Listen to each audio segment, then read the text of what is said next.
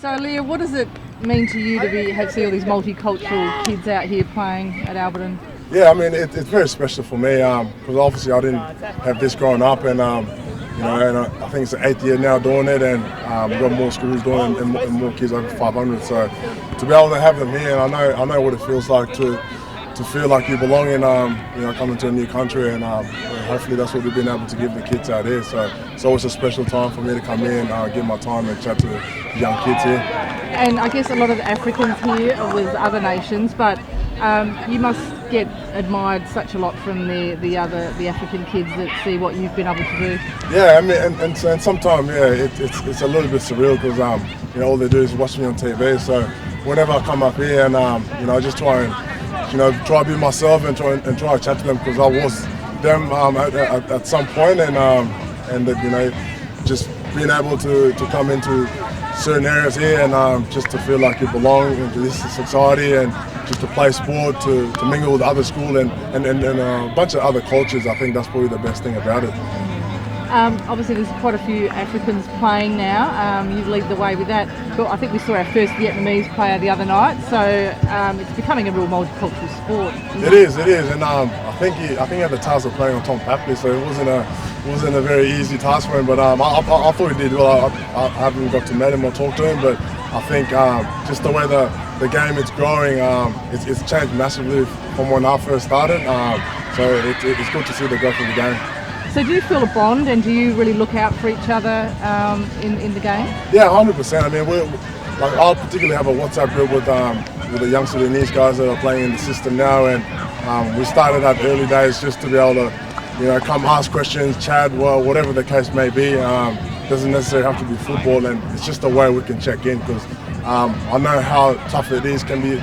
At times when you get drafted and you're going to a different state, you don't really know too many people. All you know is just the players. So I have that connection with the African boys, and so it's good to be able to just see guys come through and give them advice, and whenever you need to do that. Did you reckon we could have some point in the future, an African team or an international superstars team having a crack? Yeah, I mean, I was talking to Paulie Vandenberg. Because they got the All-Star, so like how awesome would it be if we had an Indigenous All-Star versus a multicultural team? And I don't think we could feel enough for a team, but I feel like that's something that can happen in the future. Hopefully while I'm still playing, but I think that'd be awesome because the growth of the game has gone so massively now, and it's so good to see. So I'd love to be a part of something like that if the AFL do consider it. So yeah. Maybe a coach, yeah.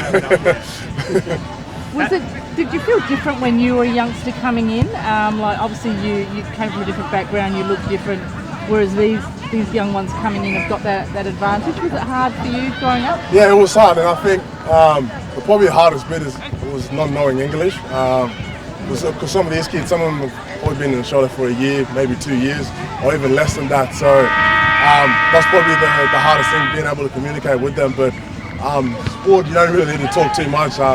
You can see the smiles on the kid's face. You don't need to speak the same language as long as you understand the game, and you can come out and make friends here. So I think that was the hardest bit for me. And sport, I think other people don't really understand the powerful thing it can be because it can connect a lot of people. How's your body? How's my body? Yeah. The body's good.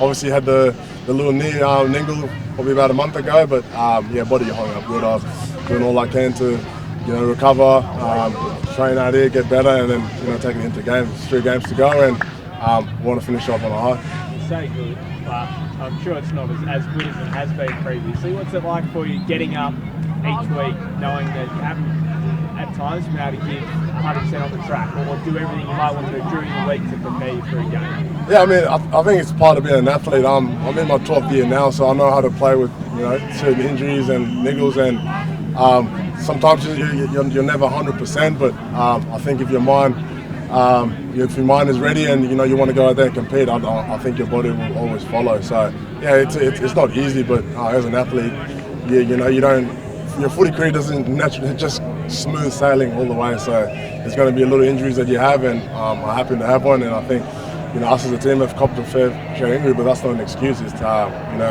whoever gets selected to play out there, we've got a job and a role to do, and that's to, play our best footy. Do you think if Sav was fit, or maybe there are a few other boys who could play positions, might have had a week or two more off here and there this year? No, I want to play. Like I have an honest chat with Kenny, because it's not like I've been missing training. Like I'm still out there training. So if I wasn't training out there and just going to play, then it's probably a different story. But we always have an honest conversation with Kenny. I can go out and compete and still play well. There's times where I lose one-on-one and I don't look well, but it's going out there to compete and doing what I can for the team. What's your motivation heading into the last 3 games? Just win. Win. So, obviously our last 2 weeks hasn't been the best, but because no one likes losing, and as an athlete you want to win. So as long as you take positive out of those losing and try to get into the next game, that's probably the best thing you can do. And I know we got a young side, and me being one of the old heads there, it's just trying to keep us calm and do whatever we can to get wins on the board.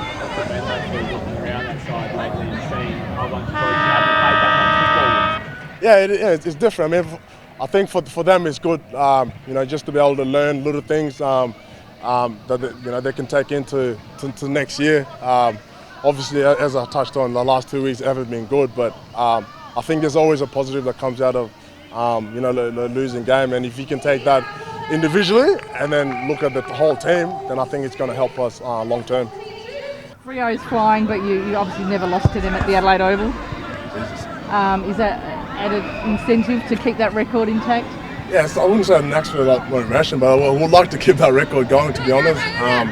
Obviously, they're playing some good football, and I think they won the last 10 out of 11 the last few weeks. So it's going to be a challenge for us. I think every week's a challenge, but if we can go out there and try to play the way we want to play, there's no reason why we can't keep that record the same. Defensively, Freo have got a pretty exciting forward line there, and we've conceded some big scores the last couple of weeks. What do you do to stem the onslaught, really? Probably just winning the contest, because we know they've got some big boys up there that can take mark, and they like to get it forward and get their smalls involved. So obviously me and Thatch are going to have our handfuls having those big spearheads down there, but if we can win the contest there and stop them getting the ball on quick, I think it'll hold us in good stead. Really? Willie back in the team? Yeah, it's good to have Willie back. Obviously Willie, Rose, Luco, and Christo. So it's good to have those boys back, and I think they're excited to play, and I think the plan is to come out and play their game, a bit of excitement, and hopefully get the win. Have you noticed a happier Willie in the last few weeks? Obviously roller coaster back where he needs to be? Yeah, it's been tough for him, but I think there's a lot of players that have had a tough year in terms of finding form and playing well. I don't think I've played my best football, but I think it's just if you're coming out, trying to improve and get better, and which he has been doing, and he's been able to earn his recall. So, and we know what Willie does. When the ball comes his area, he's kicking goals. So hopefully that's what he does tomorrow.